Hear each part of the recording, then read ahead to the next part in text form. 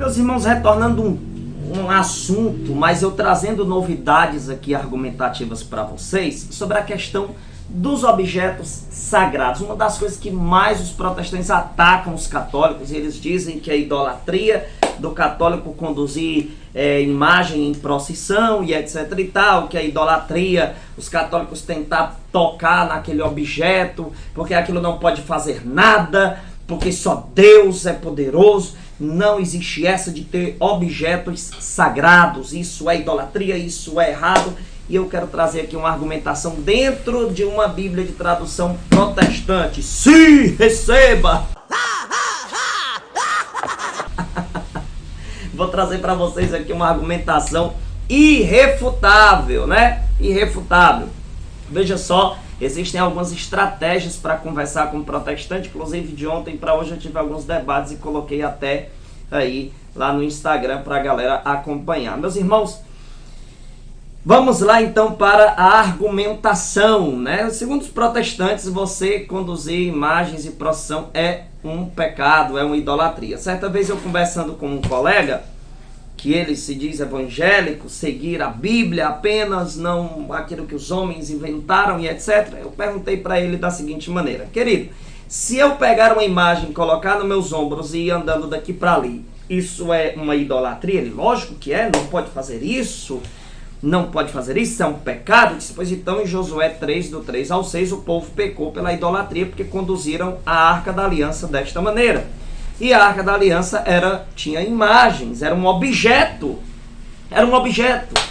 né? Aqui a gente já consegue destruir muita coisa dos protestantes. Daí eles vão dizer, mas é diferente, a Arca da Aliança é diferente. Ora, por que é diferente? Por quê? Por que é diferente? Né? Então, nós vamos aqui trazer essa reflexão para vocês calar a boca de muitos protestantes e para vocês se fortalecer mais ainda na sua fé. Existem objetos sagrados? Por que não se trata de idolatria o católico conduzir em procissão imagens? Primeiro, que nenhum católico acredita que ali é um falso Deus. E todas as vezes que a Sagrada Escritura proíbe a procissão com imagens, é proibindo com imagens de ídolo e não de santos. Eu desafiei já diversas vezes os protestantes a me mostrar um único texto bíblico que diga: é proibido fazer imagens de santos. Lá sempre vai proibir imagens de ídolos. Isso é um fato. Mas vamos aqui para um texto muito interessante da Bíblia de tradução protestante, que está em Êxodo capítulo de número 30. Isso daqui vai destruir muita argumentação protestante. Veja só. Estou lendo na Bíblia de tradução deles mesmos. Veja só. Êxodo 30, do versículo 26 ao 29, vai falar algo muito interessante. Aqui diz assim: e como ele, presta atenção, e com ele ungirás a tenda da congregação, e a arca do testemunho, e a mesa com todos os seus utensílios, e o castiçal com os seus utensílios, e o altar do incenso, presta atenção, e o altar do holocausto com todos os seus utensílios, e a pia com a sua base. Falando para ungir objetos, né? Versículo 29. Assim santificarás estas coisas. Existem coisas que são santificadas, para que sejam santíssimas. Gente, presta atenção nisso daqui. Na própria Bíblia diz que existem objetos santíssimos. Santíssimos. Vou ler de novo. Bíblia de tradução protestante, Êxodo capítulo 30, do 26 ao 29. Lá no versículo 29, de forma específica, diz: assim santificarás estas coisas, objetos, para que sejam santíssimas. Agora o detalhe principal que eu quero trazer para vocês aqui: tudo o que tocar nelas será santo. Gente, aqui está dizendo que tudo que tocassem naquele objeto, tudo que tocasse naquele objeto se tornaria santo. Tocar no objeto. Uma coisa que os protestantes repudiam na Igreja Católica e vivem atacando os católicos Por quê? Porque tem católico que quer tocar numa imagem de um santo ou de Nossa Senhora. Aí eles vão arrumar tudo aí para dizer, não, mas aí não está falando de uma imagem de Maria. Lógico, querido, ela não existia nesse tempo aqui. Entenda isso. Existia no coração de Deus. Deus já pensava nela, já planejava a Santíssima Virgem Maria, assim como Deus sabia já da existência de cada um de nós. Então como é que vai ter aqui para alguém tocar na imagem de Maria se ela não estava nesta época aqui? Mas aqui fala de objetos sagrados. Então existe sim objeto sagrado. É diferente de um ídolo, né? E eu vou deixar isso bem claro aqui com outras argumentações. Então nesse versículo diz que quem tocasse no objeto, o que tocasse no objeto se tornaria santo. Diga aí. As imagens são objetos sagrados. Elas são abençoadas pelo sacerdote. Existe a bênção do sacerdote sobre aquela imagem, assim como existia nesse tempo. Aí a pessoa vai dizer, mas isso é coisa do Antigo Testamento. Engraçado. O protestante pode usar o Antigo Testamento para atacar a Igreja Católica, e a gente não pode usar o Antigo Testamento para defender a Igreja. Que eles vão dizer que isso é coisa do Antigo Testamento, não é? Mas quando você pega o Novo Testamento, pega lá Atos 19, do versículo 11 ao 12, que o povo pegava até pedaços da roupa de Paulo e levava os pedaços da roupa dele aos doentes e aos endemoniados, e eles eram curados e libertos. Já imaginou se um católico hoje, ele pega uma roupa de um padre ou de um santo e leva, né, inclusive isso tem nas relíquias dos santos, e leva até um enfermo ou até um endemoniado? Os protestantes vendo isso iriam dizer, isso é uma idolatria, né? Isso é idolatria. Mas está na Bíblia. E agora, protestantes? Mas vamos para mais argumentos. Presta atenção nessa parte aqui de 1 Samuel capítulo 5, do versículo 1 ao 4. Daí os protestantes vão dizer, não, mas vocês se curvam diante de imagens. Vamos fazer aqui uma pequena reflexão. 1 Samuel capítulo 5, do versículo 1 ao 4, diz assim: Os filisteus, pois, tomaram a arca de Deus e a trouxeram de Ebenezer a Asdod. Presta atenção. E tomaram os filisteus a arca de Deus e a meteram na casa de Dagom e a puseram junto a Dagom. Levantando-se, porém, de madrugada, os de Asdod, no dia seguinte, eis que Dagom estava caído com o rosto em terra diante da arca do Senhor. E tomaram a Dagom e tornaram a pô-lo no seu lugar. E levantando-se de madrugada, no dia seguinte, pela manhã, eis que Dagom jazia caído com o rosto em terra diante da arca do Senhor. E a cabeça de Dagom e ambas as palmas das suas mãos cortadas sobre o limiar.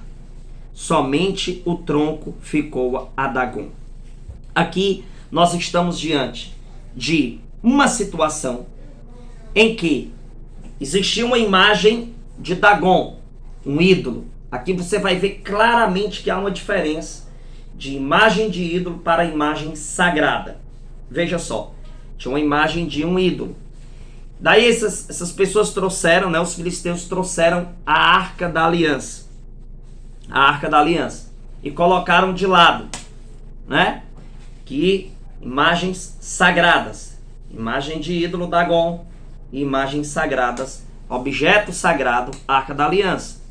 Aí eu pergunto, quem foi que fez o ídolo se prostrar diante da imagem sagrada? Quem foi que fez? Se prostrar diante de imagem é errado, então Deus errou aqui? Porque o ídolo se prostrou diante de uma imagem sagrada. Quem foi que fez isso? O poder de Deus fez isso acontecer. Daí tiraram lá, colocaram ele de novo, depois chegaram lá e viram ele de novo prostrado diante de uma imagem sagrada, diante dos objetos sagrados, a Arca da Aliança, os querubins e etc. Ali nós podemos ver claramente que há uma diferença. imagens proibidas e imagens sagradas. As imagens de ídolos são proibidas. Imagem sagrada é outra coisa. A prova está nesse texto aqui. E quem foi que fez o ídolo se prostrar diante do que é sagrado? O poder de Deus. Então, se prostrar diante de uma imagem sagrada não é pecado. Pois senão aqui a gente teria que dizer que Deus pecou. Porque ele fez o ídolo se prostrar diante de uma imagem sagrada. Se prostrar diante de imagem sagrada fosse errado, então Deus estava errando aqui de ter feito isso acontecer. Então isso já destrói essa mentalidade protestante. Meus irmãos, também todo protestante vai utilizar aquela mesma coisa, né? Ele vai mostrar para você Atos 10, do 25 ao 26 e Apocalipse 19, 10. Ah, tá vendo? Aqui não pode se prostrar. Querido, esses dois textos deixam bem claro que aquelas pessoas se prostraram para adorar a alguém. Aí sim tem que ser repreendido. Se alguém se prostra diante do Papa, do Padre ou de alguma imagem para adorá-los, aí está errado. Aí está errado. Mas o que se condena em Atos 10, 25 ao 26 e Apocalipse 19, 10, não é o ato de se ajoelhar, e sim o ato de adorar. É diferente. Sabe por quê? Porque a Bíblia não é contraditória. E lá em Atos 16, do 27 ao 30, diz que o carcereiro se ajoelhou diante dos homens de Deus. Ele se ajoelhou e não foi repreendido. Por quê? Porque se ajoelhar não é errado. Se ajoelhar diante de alguém ou de algo não é errado. Agora, se você se ajoelhar para adorar, e o que significa isso? Quando você se ajoelha diante de uma imagem, por exemplo, e você diz que ali é o Deus Todo-Poderoso, que aquele objeto é o seu ídolo. Nenhum católico se ajoelha diante de uma imagem dizendo que ali é um ídolo.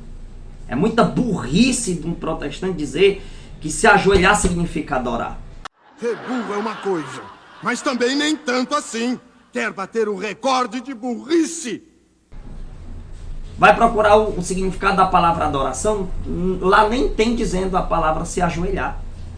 Mas eles dizem que é, né? Tiraram isso da onde, pelo amor de Deus? Nesse passo você vai ser o campeão dos burros. Né? Por isso que Márcio Mendes escreve no livro Dom do Discernimento dos Espíritos que com as suas enganações, ele, né, o demônio, ele confunde, perturba a pessoa para deixá-la desequilibrada. A gente percebe claramente um desequilíbrio profundo em meio protestante, né? Desequilíbrio de distorções. Então veja, Êxodo 30, do 26 ao 29, especificamente no versículo 29, diz que quem toca no objeto sagrado, ali, né? O que tocasse no objeto sagrado se tornaria santo. Veja, por acaso isso era idolatria? Lógico que não. Então aqui, gente, a gente destrói muitas das argumentações protestantes. Lógico que eu poderia usar outros diversos textos sobre a questão de se prostrar. Por exemplo, Gênesis 18, do 1 ao 2, Gênesis 19, do 1 ao 2, em que Abraão e Ló se ajoelha diante dos anjos, inclusive chama eles de senhores. Senhores. E isso não quer dizer idolatria. A casa caiu novamente para os protestantes. Compre o nosso material de estudo em resposta aos protestantes. Nós temos um lançamento debatendo com o protestante que custa R$15 apenas. Você ajuda a nossa missão. E temos também outros 3 e-books respondendo aos ataques protestantes. Um combo de R$30. Você leva os 3 e-books e 12 vídeos aulas, né? Muito bom. 12 vídeos aulas, muito bom tá esse conteúdo, então você também ajuda a nossa missão assim. Você que pode contribuir com nossa missão financeiramente, tá aí a conta no seu vídeo. Faça a sua doação de apenas R$1, R$2, tanto quanto você puder, certo? Cada um de vocês depositar R$1 ajuda muito, tá bom? Então ajude a nossa missão, tá aí o Pix, tá aí a conta para você contribuir. Você que ainda não me segue no Instagram, coloca lá Daniel Silveira Fonteles, me segue lá, que lá nos destaques também você vai acompanhar aí debates e muita coisa boa que eu posto lá no meu Instagram. Compartilhe esse vídeo o máximo que você puder. Salve Maria Santíssima, estamos juntos, até a próxima.